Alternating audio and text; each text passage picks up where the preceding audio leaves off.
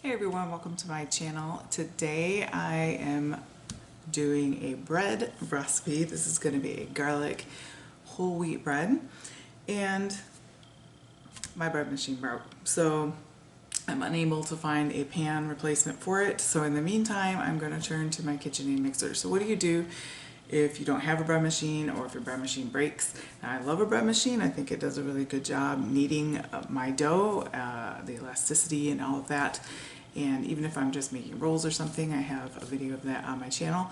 I think it's a great tool to free up part of your kitchen.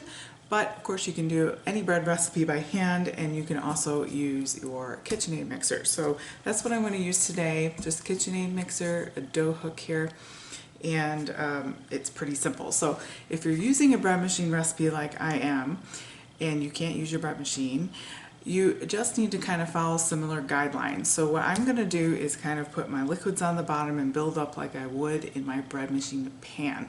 And before I do that, I'm going to pop my oven on to 200 degrees, let it get some warm air in there, and then shut it off, because when I go to do my first proofing and my second proofing in this case, this will be a loaf shaped bread, then I'll have some nice warm spot there for my dough to rise. The first thing I'm going to use in the bottom of the bread machine pan is some nice warm water.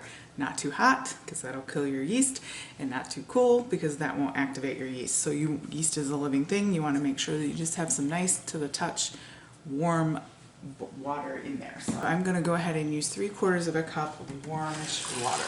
Right, put that in the bottom of my pan. We have our water and our yogurt / sour cream. 1.5 teaspoons of garlic. You can roast some garlic and chop it. I'm trying to use up this little jar I've got here. I happen to know that 3 teaspoons is a tablespoon, so I'm going to use half of my tablespoon because I can't find it.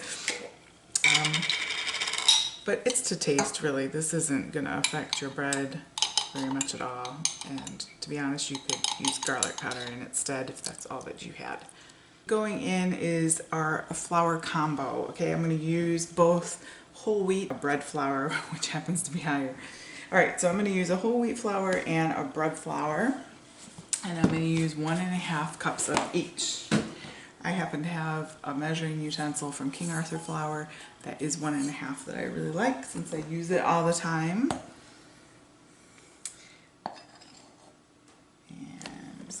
That in there.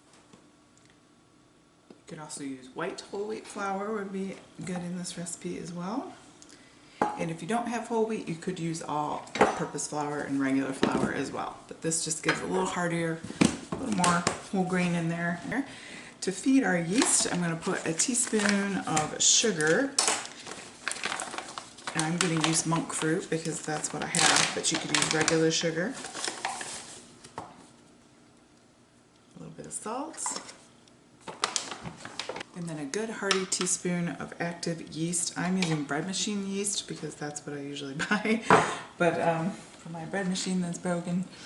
But any active yeast that's quick and easy to use. Now, when you put your yeast in, don't put it don't put it on your salt. So let's just keep it over here. Alright, so we've got our water, our yogurt / sour cream, we have our bread flours, we have our yeast, salt, and sugar, and garlic, or whatever seasonings you want to put in there actually. And we have our dough hook on here. So first, when something is very floury, we're going to go ahead, mine raises up like this, make sure I've got it plugged in, because that would be funny. We're going to go ahead and do it slowly. It's going to be loud, so I'm going to do this without talking, but slowly, and then we're going to pick up the pace, and I'm going to knead it actually for 5 minutes in this machine at probably around the 4 mark if you have a KitchenAid, or you can knead it by hand. And then we're going to arrest that. So give it a stir.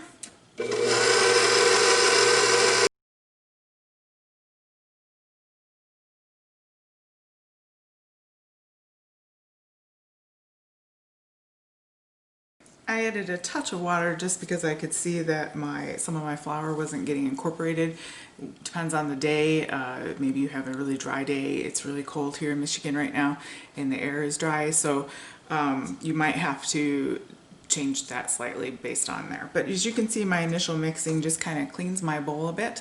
And now I'm going to go ahead for about 5 minutes, 4 to 5 minutes. I'm going to knead this and then I'll get back with you. This is looking good. It was kneading for 5 minutes. It smells great. I can tell that the dough has really come together. So I'm going to go ahead and take my dough hook out. And if you have a good dough, everything kind of, look how clean that is. It just comes right out.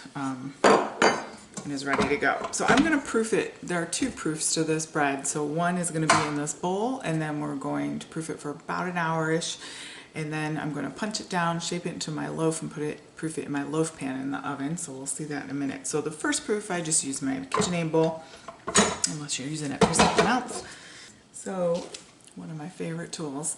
You can get them all sorts of places. This one's from King Arthur Flour. It's like a couple bucks, but it is bendy and good for getting the dough out.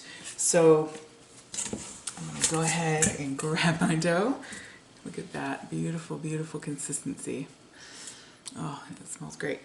That roasted garlic smell. I'm going to grease it. You could use olive oil in here.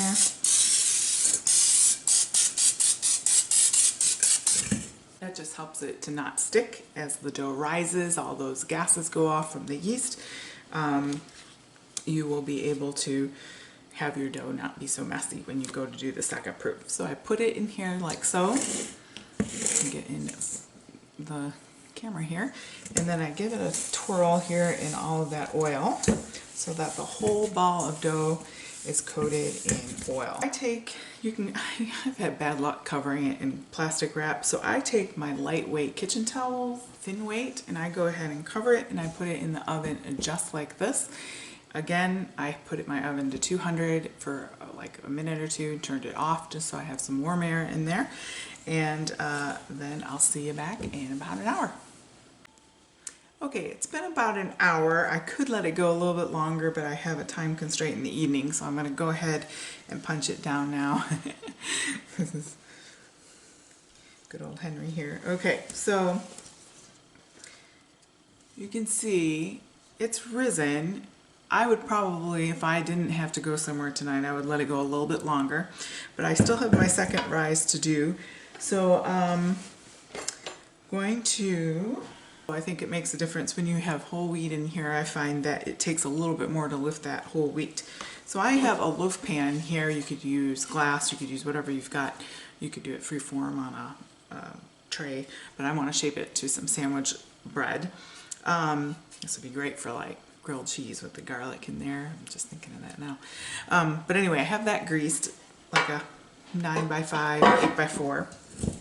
And then you can see when you punch that down, the gases are releasing out. The gases that are lifting up our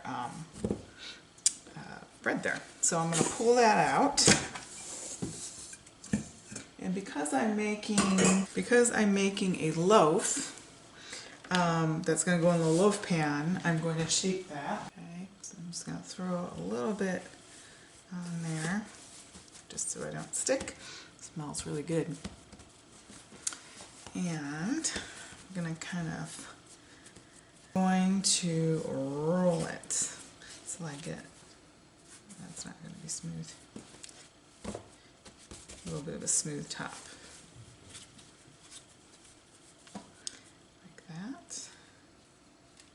And then I'm going to tip the edges in like that. And just kind of shape it.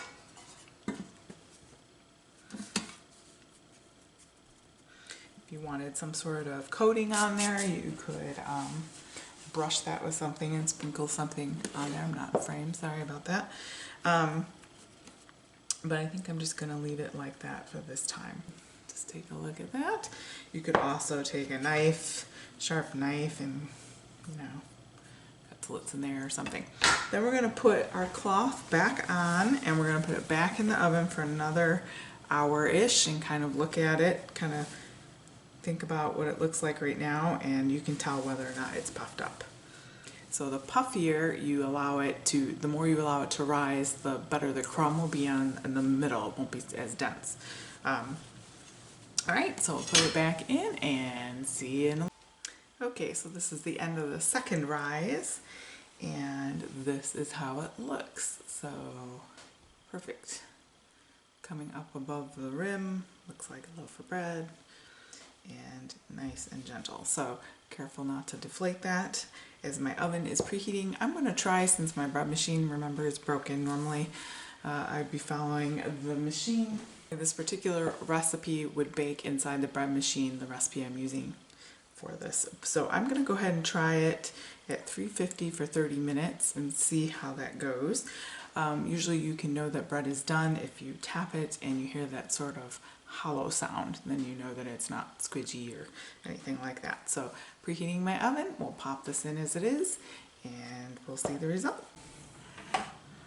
Okay, so here this was at a 350 degree oven for about 30 minutes, and you can hear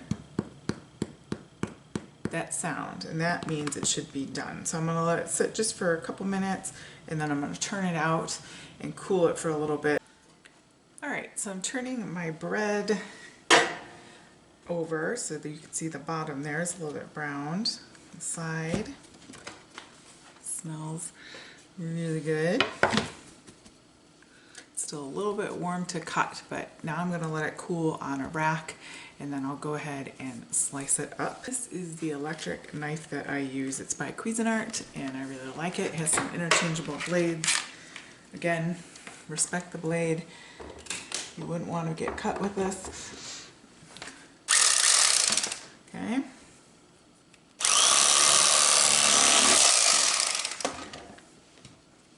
Just going to go ahead and show you the inside. And that is a perfect crumb.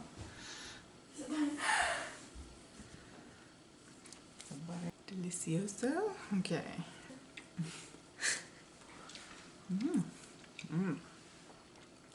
Really good. It's slightly garlicky, but not overpowering. Nice whole wheat taste without being heavy. Try it out, guys. Why don't you go ahead and hit like and subscribe. Thanks so much for joining me. Have a great day.